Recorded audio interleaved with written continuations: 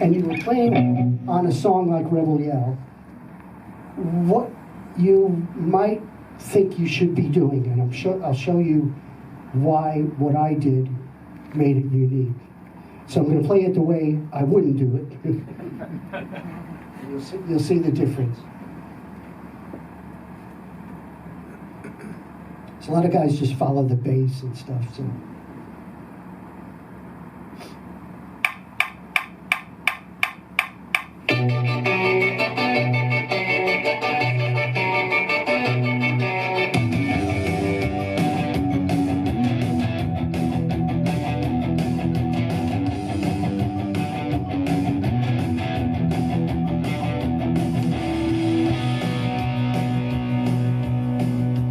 Here's what I wouldn't do.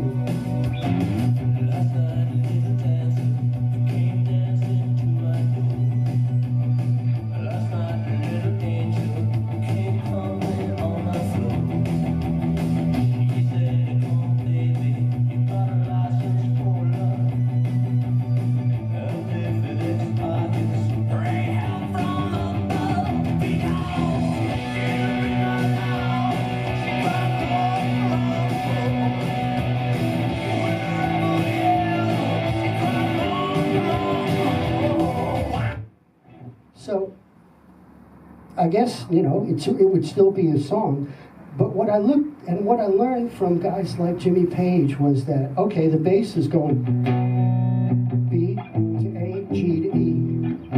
I didn't want to do that. We've already got a guy doing that. Right. So what I thought was, I'm just going to play a rhythm.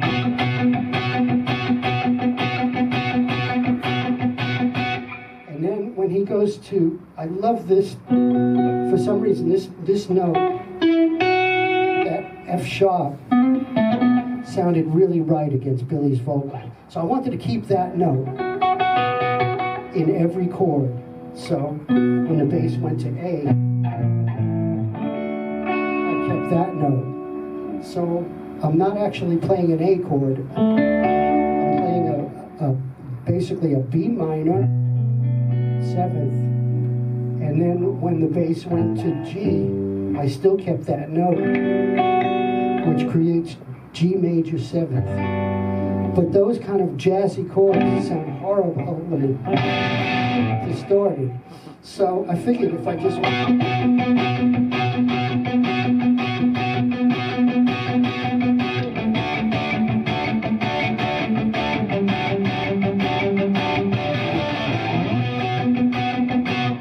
totally independent pattern, because the bass is covering all the other stuff, and the keyboards are going to be playing what the bass is playing.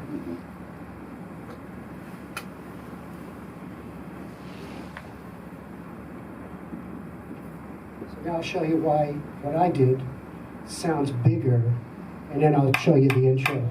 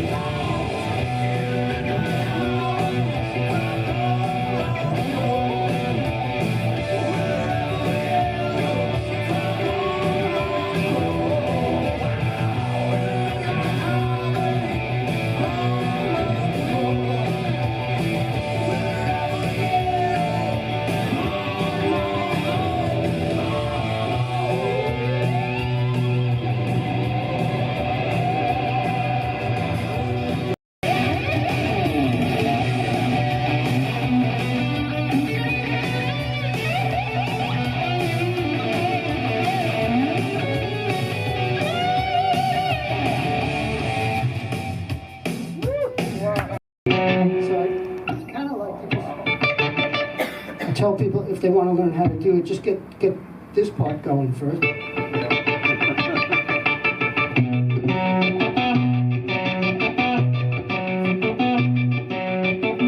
And eventually you get even, started slowly. It's really simple. It's really, as far as like finger picking or Travis style picking, named after Merle Travis, it's a really basic thing, but it kind of worked. And in the rock context, people say, "Wow, that's really unique." You know, it's not really that unique for guys like Leo Cotty. But then one of the other cool things. So I went over the rhythm stuff. Then you get to a preset.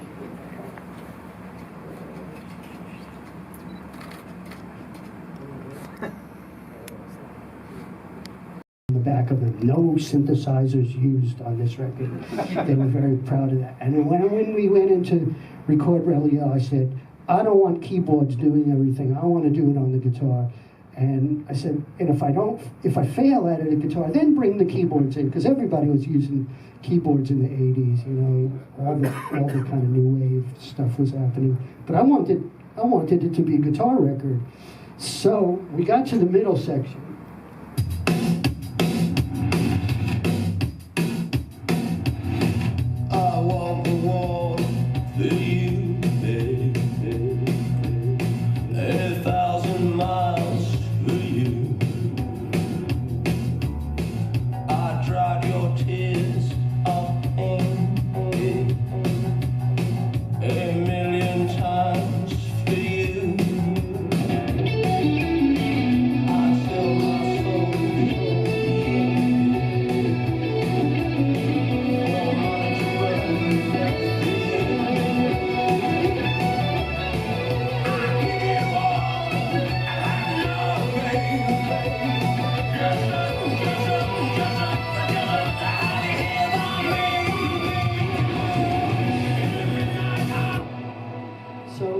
That's all guitar on the record doing that, and it was largely influenced by, I'm kind of replicating it here, but it was, I loved, Robert Fripp from King Crimson used to get this fuzz sound, and I read somewhere that he said, oh yeah, I just plugged my guitar into a fuzz box and then straight into the console, and that's how I got that kind of...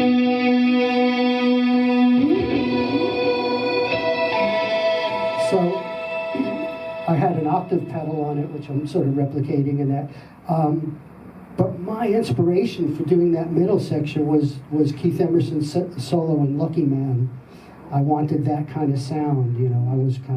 I loved, Keith Emerson is without a doubt one of my biggest influences because I just love what he was doing with innovating instruments and stuff like that. And the important thing is that as guitar players, it's great to have influences other than guitar players because it creeps into your music and makes you a little bit more unique. So yeah, that's kind of the.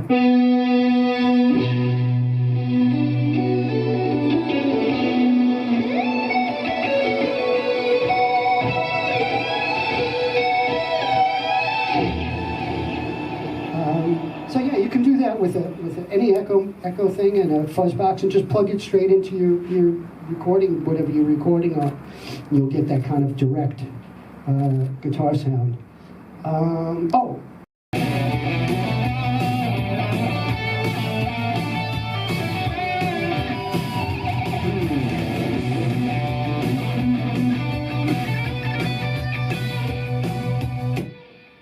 other than having the So everybody kind of knows about the ray gun thing, but that was inspired by Tommy Bolin from, he played on a record by Billy Cobham called, I think it was Quadrant 4, and he did this sound effect with Echoplex. And when it came time to do the solo for this, I knew this had to be something more than just guitar notes.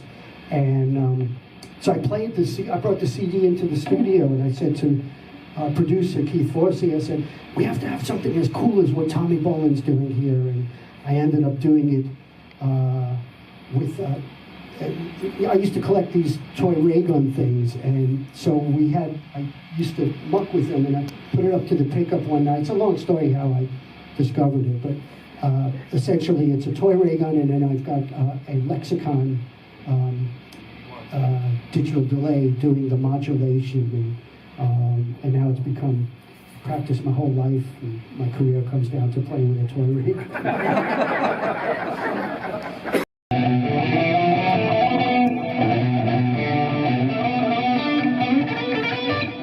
It's from, I believe, Heart of the Sunrise. There's another influence from Heart of the Sunrise that I'll show you. Because Steve Howe was one of my favorite guitar players, and what's great is I don't play anything like Steve Howe. Nothing like him. But he was the biggest influence on my guitar playing. And I'll show you something in a minute. But yeah, so, rebelyell was just like all these different influences and styles and things put together in this song, and fortunately, Billy's such a good craftsman. I mean, all these ideas would mean nothing if it wasn't wrapped up and put into a song with a great lyricist and songwriter, and those melodies and the sound of his voice and his persona and everything. I'm very fortunate to have met him, because I found it just gave me the blueprint. Everything about him gave me the idea of what the guitar should sound like with this guy, and that's, when you think of U2 or whatever, the sound of the Edge and the way he approaches it is right for Bono's vocal, and same with Robert Plant and Jimmy Page, and, even the Stones, that's really important for a guitar player to really try and find because like it or not, unless you're an instrumentalist, in which there are very few who have made careers, could probably count on one hand, the guitar players that don't sing that have had careers, like a Satriani or a Vai or Jeff Beck. It's very hard to do that. And that's not, I've always been a band guy, I'm more like Slash. Slash is a band guy. He's in his band, and he can be mysterious and, not say a lot, but still, be a badass.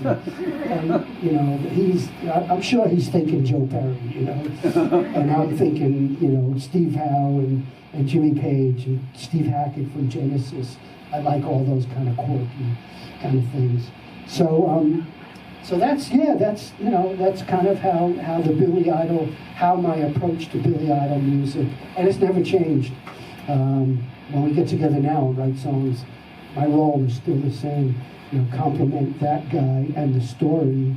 When I'm one of those guitar players, I want to know what's the song about? What should I be, what should I be conveying here? So,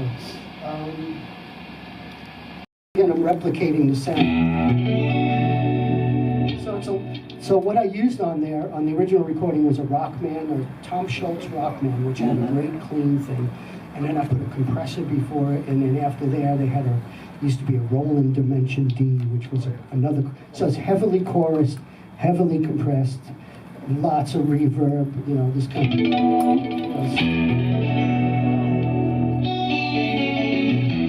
So the inspiration originally came from the bass line, which is very much like Motown.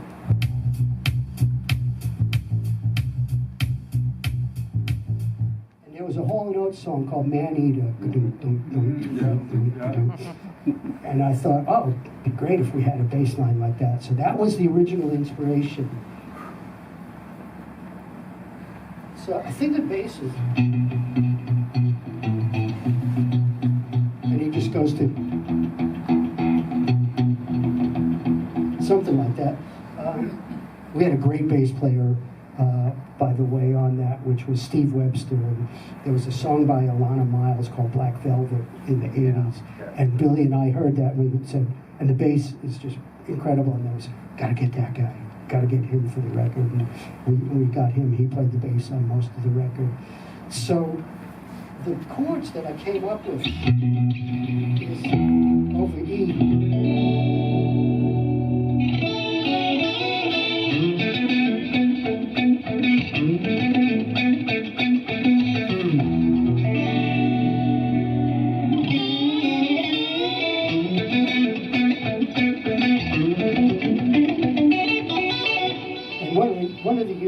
So I'm just playing like, couldn't even tell you the name of that chord. I guess it's B minor 7th with E in the bass, whatever that is. And then I'm just following the bass on the second half. But what's interesting is in the bridge,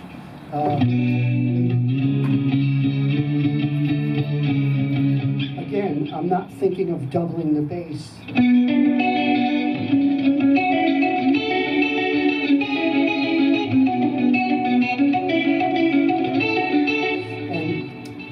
So a lot of guitar players kind of get that wrong. They kind of think it's, but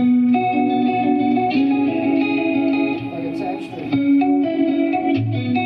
because I love tension notes, so I wanted to keep that note.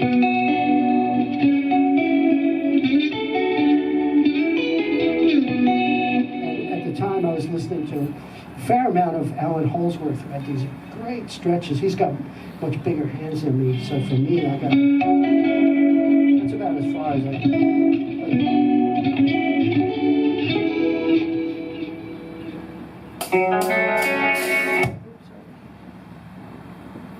So I'll just play along with that for a little bit, I'll show you.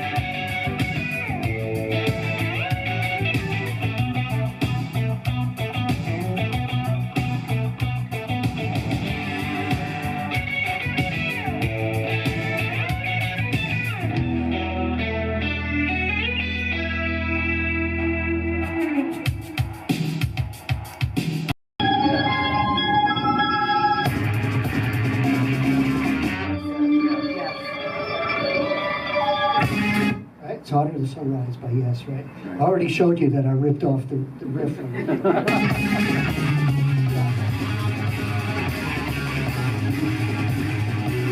didn't rip it off, but I was inspired by it. I'll show you another thing.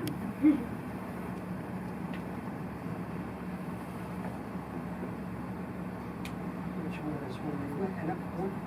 I was fortunate, I saw Yes in 1974, and it was just incredible. But when they go into the verse, they do this thing.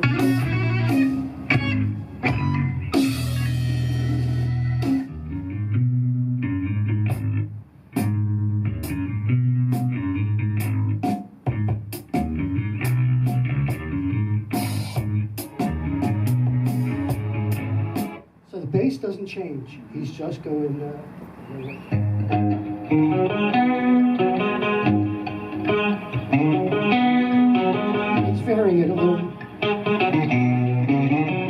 basically, bass doesn't change, doing the same thing over and over. Then old Rick Wakeman with his cape comes in with these chords.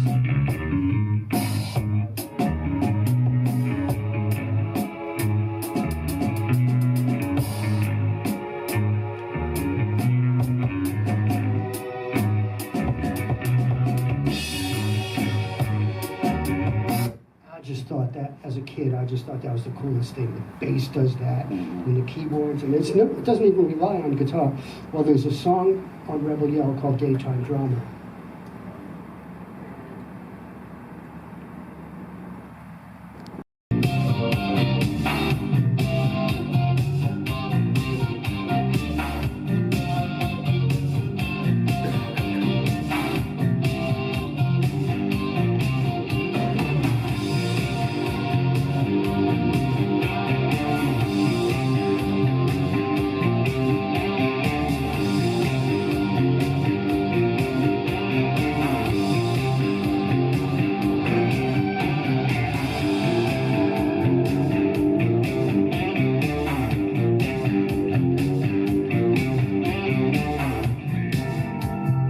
The bass and the keys.